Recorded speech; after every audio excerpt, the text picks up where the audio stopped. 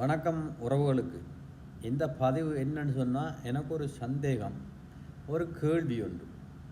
என்னன்னு சொன்னால், தளபதி விஜய் சிஎம் ஆகினா தாய்மாமன் சீராக பிறந்த குழந்தைகளுக்கு தங்க மோதிரம் கொடுப்பார் என்று சொல்லி வாக்குறுதி கொடுத்தவர். அப்போது அது இப்போ நடைமுறையில் இருக்குதா இல்லையா? அதாவது அப்படி இருந்ததுன்னு சொன்னால், இப்போ கிட்டத்தில் அண்ணன் சீமானுக்கு ஒரு பொம்பளை பிள்ளை பெண் குழந்தை ஒன்று கிடச்சது. அந்த அந்த குழந்தைக்கு தாய்மாமன் போக வேண்டிய போய் சேர்ந்திருக்கணும்.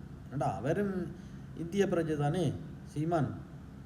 அவருக்கு கண்டிப்பாக அந்த பிள்ளைக்கு தாய்மாமன் போய் சேர்ந்திருக்கணும். அது கிடச்சிதா இல்லையா?